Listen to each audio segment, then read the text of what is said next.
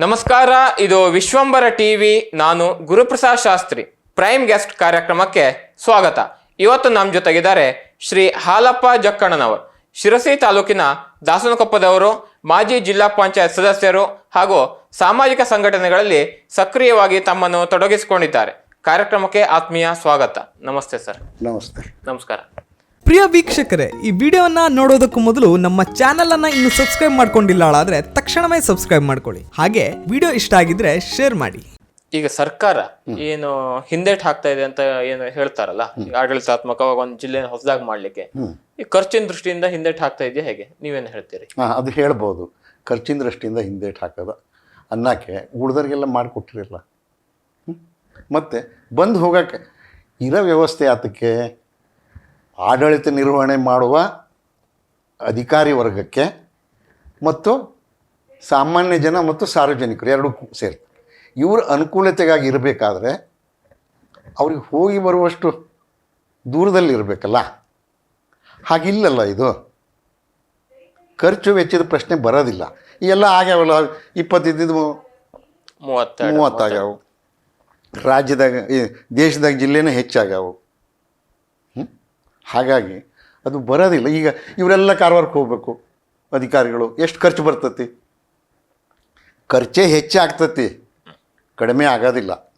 ಜನನೂ ಹೋಗಬೇಕು, ಸರ್ಕಾರಿ ಆಡಳಿತ ಯಂತ್ರನೂ ಹೋಗ್ಬೇಕು. ಜಿಲ್ಲಾ ಮೀಟಿಂಗ್ಗಳು ಮಾಡಬೇಕು ಅಂದರೆ ಈಗ ಒಂದು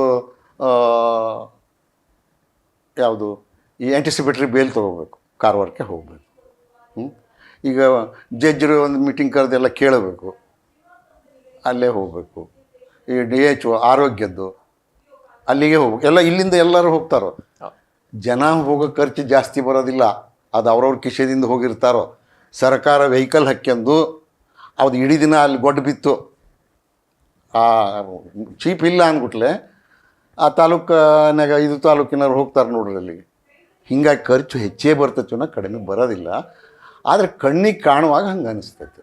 ಸರ್, ಈಗ ಪ್ರತ್ಯೇಕ ಜಿಲ್ಲೆ ಮಾಡೋದ್ರಿಂದವ ಇಲಾಖಾವಾರು ಅನುದಾನ ಏನು ಹಂಚಿಕೆ ಮಾಡ್ತಾರಲ್ಲ, ಅದರಲ್ಲಿ ಜಿಲ್ಲೆಗೆ ಅನುಕೂಲ ಆಗ್ತದೆ, ಹೇಗೆ ಅನುಕೂಲ ಆಗ್ತದೆ? ಹೆಂಗೆ ಆಗ್ತೈತಿ? ಫಸ್ಟಿಗೆ ಜಿಲ್ಲಾ ಇಲಾಖಾವಾರು ಮುಖ್ಯಸ್ಥರ ಆಫೀಸ್ಗಳು ಇಲ್ಲಿಗೆ ಬರ್ತಾವೆ. ಮೊದಲನೇದು ಅಧಿಕಾರಿ ವರ್ಗಕ್ಕೆ, ಆಡಳಿತ ಮಾಡೋರಿಗೂ ಹತ್ತಿರಕ್ಕೆ ಸಿಕ್ಕರು, ಜನರಿಗೂ ಹತ್ತಿರ ಸಿಕ್ತು. ಈಗ ನಮ್ಮ ಜಿಲ್ಲಾ ಅಧಿಕಾರಿಗಳನ್ನೇ ತಗೊಳ್ಳುವ, ಅಲ್ಲಿ ಬರೀ ಆಡಳಿತಾತ್ಮಕ ಒಂದೇ ಇರೋದಿಲ್ಲ, ಅವರು ಮ್ಯಾಜಿಸ್ಟ್ರೇಟು ಹೌದು. ಜುಡಿಷಿಯಲ್ ಕ್ವಾಸಿ ಜುಡಿಷಿಯಲ್ ಪವರ್ಸು ಇರ್ತಾವ್ರಿ. ಈ ಜಮೀನುಗಳು ಕುರಿತಾಗಿ ಹೆಚ್ಚು ಕೋರ್ಟ್ನಲ್ಲಿ ವಿವಾದ ಇರೋದೇ ಜಮೀನಿಗೆ. ಒಂದು ಕ್ರಿಮಿನಲ್ ಸೈಡ್ ಬಿಟ್ಟರೆ ಸಿವಿಲ್ ಸೈಡ್ ಇರೋದೇ ಇರ್ತದೆ. ಇವೆಲ್ಲ ತಹಶೀಲ್ದಾರ್ಗೆ, AC ಗೆ, DC ಅವ್ರಿಗೂ ಹೋಗಬೇಕು. ಇಂಥವೆಲ್ಲ ಇಲ್ಲೇ ಮುಗಿತಾವೆ. ಮತ್ತು ಜಿಲ್ಲೆ ಅಂತ ಆದಾಗ ಒಂದು ಉದಾಹರಣೆ ತಗೊಳ್ಳು.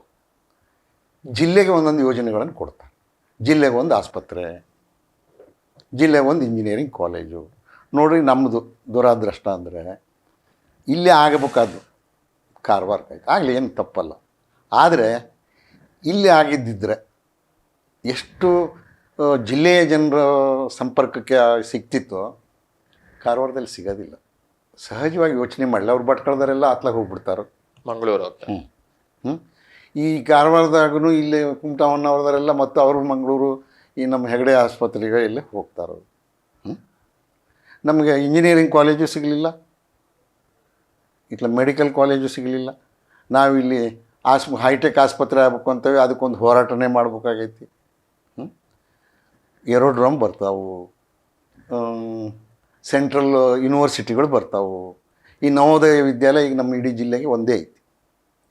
ಆ್ಯಕ್ಚುಲಿ ಅದು 2 ಮಾಡಬೇಕು. ಆವಾಗ ಜಿಲ್ಲೆಗೆ 80 ಸೀಟ್ ಅಂತ ಇರ್ತಾವೆ. ಅವಾಗ 160 ಸೀಟ್ ಸಿಕ್ತು, ನಮ್ಗೆ ಅಷ್ಟು ಹೆಚ್ಚಿಗೆ ಸಿಕ್ತು. ಅದೊಂದು ಪ್ರತಿಷ್ಠಿತ, ಎಲ್ಲ ವರ್ಗದ ಮಕ್ಕಳು ಅಲ್ಲಿ ಕಲಿತಾರೆ ಅಂತ ಅನುಕೂಲ. ಈ ಥರದ್ದು ಭಾಳ ಇದಾವೆ. ನಾವು ಆಯಾ ಇಲಾಖಾವಾರು ಹೋದರೆ ಭಾಳಷ್ಟು ತಾನೇ ಇಲ್ಲಿಗೆ ಬಂದುಬಿಡ್ತಾವೆ. ಅಂಥದ್ದು ತಪ್ಪತೈತಿ. ತಪ್ಪದು ಸರ್ಕಾರಕ್ಕೆ ಉಳಿತಾಯ ಅಂತ ಅಲ್ಲ, ಜನರ ಅನುಕೂಲಕ್ಕೆ ಅದು ಬೇಕಾಗಿತ್ತು. ಆ ಅನುಕೂಲತೆಗಳು ಜಿಲ್ಲೆ ಇಲ್ಲ, ಅನ್ನುವ ಕಾರಣದಿಂದ ನಮ್ಗೆ ತಪ್ತಾವೆ. ಜಿಲ್ಲೆ ನಮಗೆ ಮಾಡಿ ಯಾಕೆ ಕೊಟ್ಟಿಲ್ಲ? ನಾವು ಜಿಲ್ಲೆ ಪಡೆಯುವ ಅರ್ಹತೆ ಎಲ್ಲ ಅರ್ಹತೆ ಇದ್ದಾಗೂ ಮಾಡಿಕೊಟ್ಟಿಲ್ಲ. ಹಾಗಾಗಿ ನೀವು ಸಮಗ್ರ ಜಿಲ್ಲೆಯನ್ನು ಕ್ರೋಢೀಕರಿಸಿ ಏನು ಯೋಜನೆಗಳು ಬರ್ತಾವೋ ಅವು 2 ಜಿಲ್ಲೆಗಾಗಷ್ಟು 1 ಜಿಲ್ಲೆ ಇದ್ರೆ ಬರೋದಿಲ್ಲ. ಹಾಗಾಗಿ ಅದು ಅನುಕೂಲನೇ ಆಗ್ತದೆ. ಓಕೆ ಸರ್, ಈಗ ಅನಂತಮೂರ್ತಿ ಹೆಗಡೆ ಅವರ ನೇತೃತ್ವದಲ್ಲಿ ಕದಂಬ ಕನ್ನಡ ಜಿಲ್ಲೆ ಹೋರಾಟ ನಡೀತಾ ಇದೆ. ಹೌದು ತಾವು ಸಹ ಅದರಲ್ಲಿ ಸಕ್ರಿಯವಾಗಿ ತೊಡಗಿಸ್ಕೊಂಡಿದೆ. ಹೌದು. ಅದ್ರ ಬಗ್ಗೆ ಏನು ಹೇಳಲಿಕ್ಕೆ ಬಯಸ್ತೀರಿ? ಈಗ ಜಿಲ್ಲಾ ಹೋರಾಟ ಬಹಳ ವರ್ಷದಿಂದನೂ ನಡೀತಾ ಇತ್ತು. ಅದಕ್ಕೆ ಉಪೇಂದ್ರ ಪೈ ಅವರು ಸ್ವಲ್ಪ ಸಕ್ರಿಯವಾಗಿ ಚಾಲನೆ ಕೊಟ್ಟರು. ಅದು ಒಂದು ಹಂತದವರೆಗೂ ಬಂತು. ಅದನ್ನು ಮತ್ತೆ ನಮ್ಮ ಅನಂತಮೂರ್ತಿ ಹೆಗಡೆಯವರು ಮುಂದುವರ್ಸ್ಕೊಂಡು ಬರ್ತಾ ಇದ್ದಾರೆ. ಯಾವುದೂ ನಾಯಕರಿಲ್ಲದೆ ಹೋರಾಟ ಆಗೋದಿಲ್ಲ. ನಾಯಕರಿಗೆ ಬೆಂಬಲಿಗರು ಬೇಕು, ಬೆಂಬಲಿಗರಿಗೆ ನಾಯಕರು ಬೇಕು. ಈ ನಾಯಕತ್ವ ಕೊಡ್ತಾ ಇದ್ದಾರೆ. ಮತ್ತು ಅದಕ್ಕೊಂದು ಕದಂಬ ಜಿಲ್ಲೆ ಅನ್ನೋ ಹೆಸರು ಒಂದು ಆಯ್ಕೆನೂ ಮಾಡ್ಕೊಂಡಿದ್ದಾರೆ. ಅವರ ಹೋರಾಟಕ್ಕೆ ನಮಗೆ ಬಹಳ ಸಂತೋಷ ಇದೆ. ಯಾರು ಮಾಡಬೇಕಲ್ಲ ಇದೊಂದು ಹೋರಾಟ ಅಂದರೆ ಎಲ್ಲ ಸಮಯನೂ ಕೊಡಬೇಕು, ಶ್ರಮ ಪಡಬೇಕು, ಈ ಕಡೆ ದುಡಿಮೆ ಬಿಡಬೇಕು, ಜನರ ಸಂಘಟನೆ ಮಾಡಬೇಕು. ಸಂಘಟನೆಗಂತ ಹೊರಟಾಗ ಪರ ಇರೋರ ಜೊತೆಗೆ ವಿರೋಧಿ ಭಾವನೆಗಳು ಕೆಲವು ಬೇಕೇಳಿ ಹುಟ್ಟಿಸಿ ಹಾಕೋರು ಇರ್ತಾರೆ.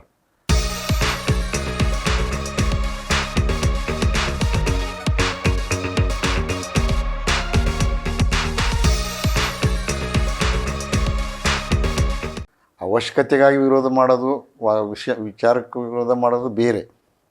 ಅದಕ್ಕಿಂತ ಹೆಚ್ಚಾಗಿ ಇನ್ನಿತರೆ ಕಾರಣಗಳಿಗೆ ಕೆಲವು ಲಾಬಿಗಳು ಇರ್ತಾವೆ.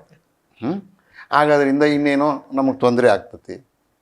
ಇದೆಲ್ಲ ಇದ್ದೇ ಇರ್ತದೆ ಸಮಾಜಗಳು. ಆದರೆ ಇವರೇ ಹೆಜ್ಜೆ ಇಟ್ಟಿದ್ದು ನಮಗೆ ಭಾಳ ಸಂತೋಷ. ಈಗ ನಾವೇ ಹೋರಾಟ ಮಾಡೋ ಎಲ್ಲರಿಂದ ಆಗೋದಿಲ್ಲ. ಇವರು ಅನಂತಮೂರ್ತಿ ಹೆಗಡೆಯವರು ಮತ್ತು ಶಾಂತ ಸ್ವಭಾವದಿಂದ ಭಾಳ ಇದರಿಂದ ಮಾಡ್ತಾಯಿದ್ದಾರೆ. ನಮಗೆಲ್ಲ ಭಾಳ ಸಂತೋಷ ಐತಿ. ಯಾರು ಮಾಡಬೇಕಲ್ಲ, ಯಾಕಂದರೆ ಜವಾಬ್ದಾರಿ ನಮ್ಮ ಜನಪ್ರತಿನಿಧಿಗಳಿಗೆ ಇರ್ತಿತ್ತು. ಅವರಿಗೆ ಅವ್ರದ್ದೇ ಆದ ಸಂದಿಗ್ಧತೆಗಳು, ಮತ್ತೊಂದು ಹೋರಾಟ ಮಾಡೋರಿಲ್ಲ, ಹೋರಾಟ ಮಾಡೋರು ಸಿಗದ ಹೊರತು ಬೆಂಬಲಿಗರು ಯಾರನ್ನು ಬೆಂಬಲಿಸ್ಬೇಕು. ಹಾಗಾಗಿ ಇದು ದೈವದತ್ತ ಕಾಣಿಕೆ ಅಂತ ಅನಿಸ್ತದೆ ನನಗೆ. ಯಾಕಂದರೆ ಯಾರು ಮುಖಂಡರು ಬಂದಾಗಲೇ ಹೋರಾಟಗಳು ಮುಂದುವರಿತಾವೆ. ಯಾವುದೇ ನೋಡ್ರಿ, ಸ್ವಾತಂತ್ರ್ಯ ಹೋರಾಟ ಇರಲಿ ಅಥವಾ ಜಿಲ್ಲಾ ರಚನೆ ಹೋರಾಟ ಇರಲಿ, ಇವರು ಸಿಕ್ಕು ಹೋರಾಟ ನಡೆಸ್ತಿರೋದು ಭಾಳ ಸಂತೋಷ ವಿಷಯ. ಇದನ್ನು ಸ್ಪೋರ್ಟಿವ್ ಆಗಿ ತೊಗೊಳ್ಬೇಕು. ಅವರು ಅನಂತ ಕುಮಾರ್ ಹೆಗಡೆ ಮೇಲೆ ಹೋಗಿಬಿಡ್ತಾರೋ, ಇವೆಲ್ಲ ಇಂಥ ಸಣ್ಣ ಸಣ್ಣ ವಿಚಾರಗಳು ಬರ್ತಾವೆ. ಹೋರಾಟಗಾರರು ಅದನ್ನ ಯಾವುದೋ ಮನಸ್ಸಿನಲ್ಲಿ ಇಟ್ಕೊಳ್ಳೋದೆ, ಬೆಂಬಲಿಸೋರು ಮನಸ್ಸಿನೊಳಗೆ ಪಕ್ಷಾತೀತವಾಗಿ ಮಾಡ್ತಾರೆ. ಇದು ಜನರಿಗೆ ಅವಶ್ಯ ಐತಿ. ನಮಗಂತೂ ಭಾಳ ಸಂತೋಷ ಐತಿ ಇವ್ರ ಸಂಗಡ.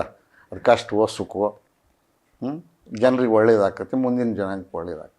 ಇವತ್ತಿನ ಪ್ರೈಮ್ ಗೆಸ್ಟ್ ಕಾರ್ಯಕ್ರಮದಲ್ಲಿ ನಮ್ಮ ಜೊತೆ ಉಪಸ್ಥಿತರಿದ್ದು ಅಭಿಪ್ರಾಯ ಅನಿಸಿಕೆ ಹಂಚಿಕೊಂಡಿರುವ ಶ್ರೀ ಹಾಲಪ್ಪ ಜಕ್ಕಣ್ಣನವರ್ ಇವರಿಗೆ ವಿಶ್ವಂಬರ ಟಿವಿ ವತಿಯಿಂದ ಹೃತ್ಪೂರ್ವಕ ಕೃತಜ್ಞತೆಗಳನ್ನು ಸಲ್ಲಿಸ್ತಾ ಇದ್ದೀವಿ. ವಿಶ್ವಂಬರ ಟಿವಿ ಕುರಿತಾಗಿ ಒಂದೆರಡು ಅನಿಸಿಕೆಯನ್ನು ಹಂಚ್ಕೋಬೇಕಂತ ಕೇಳ್ಕೊತೀನಿ. ಭಾಳ ಸಂತೋಷ ನೀವು ಪ್ರಶ್ನೆ ಕೇಳಿದ್ದು.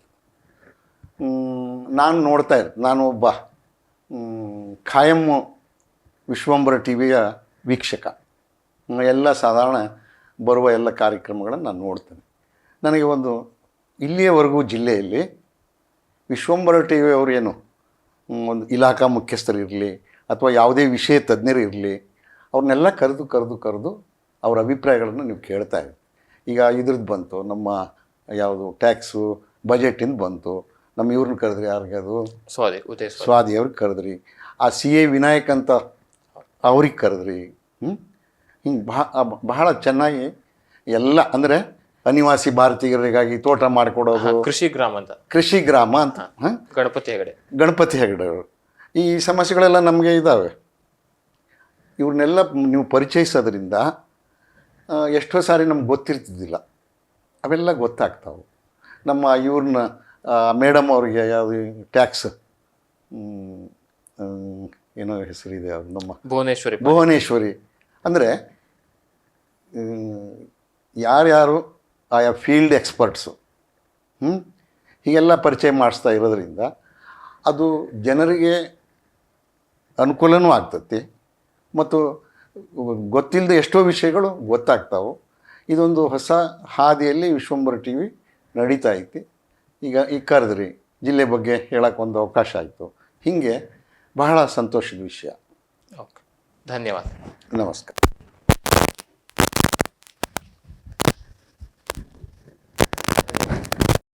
ವೀಕ್ಷಕ ಮಹಾಪ್ರಭುಗಳೇ, ನಮ್ಮ ಚಾನಲ್ ಅನ್ನು ಸಬ್ಸ್ಕ್ರೈಬ್ ಮಾಡಿ, ಶೇರ್ ಮಾಡಿ, ಪ್ರೋತ್ಸಾಹಿಸಿ.